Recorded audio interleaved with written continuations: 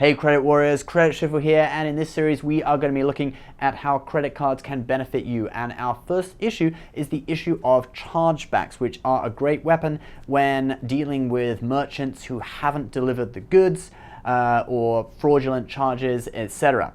So this comes from the 1974 Fair Credit Billing Act. It's a federal law, and basically what this entitles you to is the ability to dispute charges on a credit card. So you have to dispute within 60 days of receiving your credit card bill. Not 60 days of the fraudulent charge, 60 days of receiving the bill for that charge. Now officially you have to dispute in writing, but you know, this law was written in 1974, it's now the 21st century, okay? So pretty much most credit card companies will either let you dispute over the phone, or you can phone up, tell them about the fraudulent charge, and then they'll direct you to an online form to fill out to make your claim, okay? I don't think any companies are still using snail mail for this service, okay, for this thing. Now the charges must be over $50, okay, so that limits your liability to charges below $50.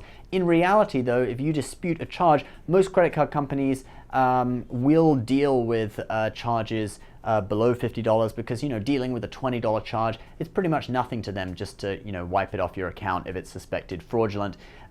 They would prefer to do that and, maintain you as a good customer.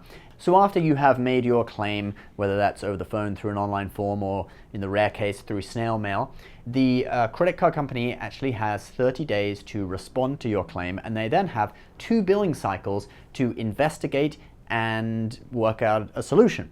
And during this time, they cannot charge you interest for that charge. It will just remain in your account. They cannot close your account.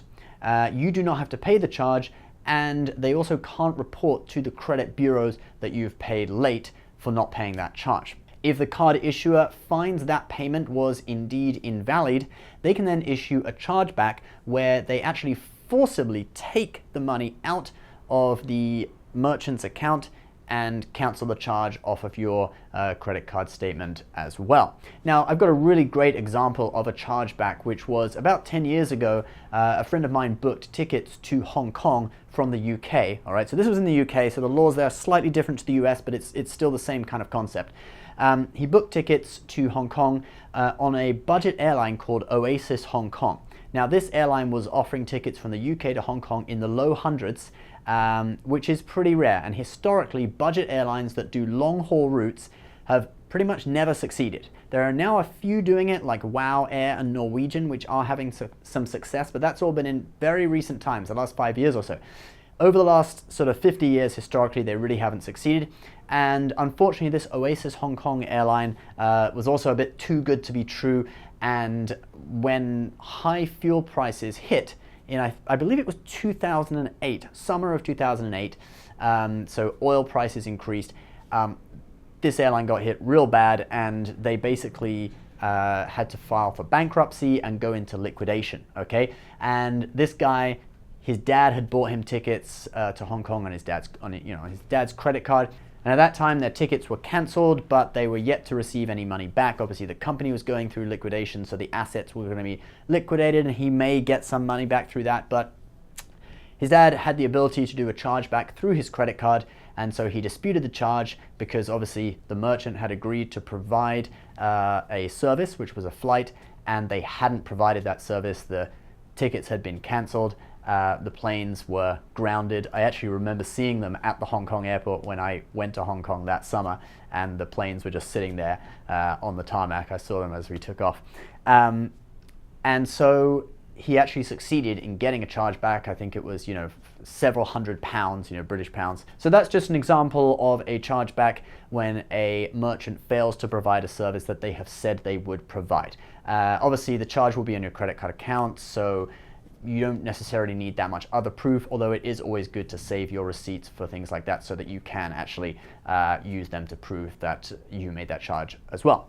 Just another side note, actually, that in the US, debit cards also allow you to do chargebacks. Although a lot of people have reported that credit card companies are far more helpful in the chargeback process, just because credit card companies make a lot more money off of their customers. So it's kind of in their interest to help you with this. Although technically you can still do chargebacks for fraudulent charges and for merchants that fail to deliver the goods or services on a debit card.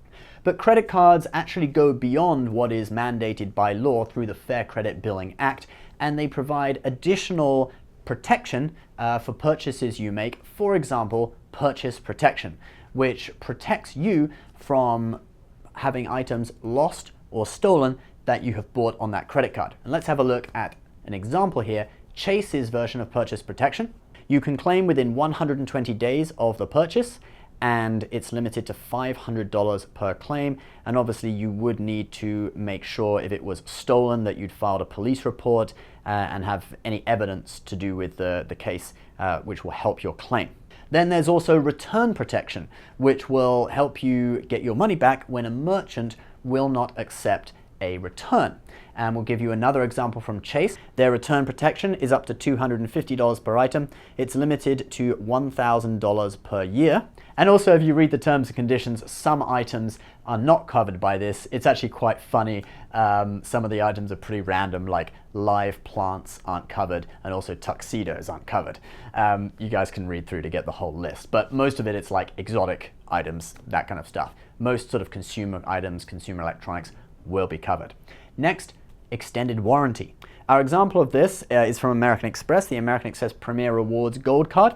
It extends the manufacturer's warranty by 1 year, and that's on warranties between 1 and 5 years. If the manufacturer's warranty is less than a year, let's say 6 months, then Amex will just match it and give you another 6 months. It's limited to purchases of up to $10,000 and up to $50,000 per year of claims.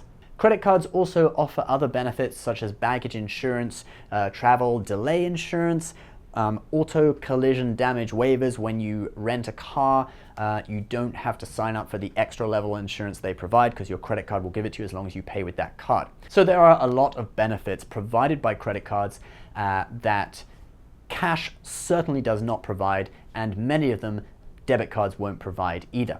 And so that is why I am of the opinion that you should always use a credit card, especially when making large purchases such as consumer electronics, travel, any large purchase that there is some element of risk.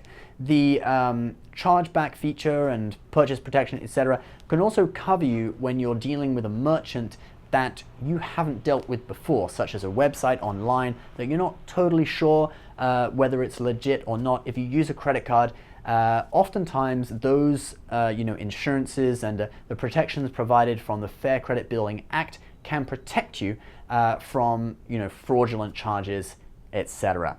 Guys, obviously, if you can't control yourself with debt, then it's best to just pay everything with cash or a debit card. But if you are financially minded and stable and you can control yourself with a credit card, then I recommend using a credit card for every purchase.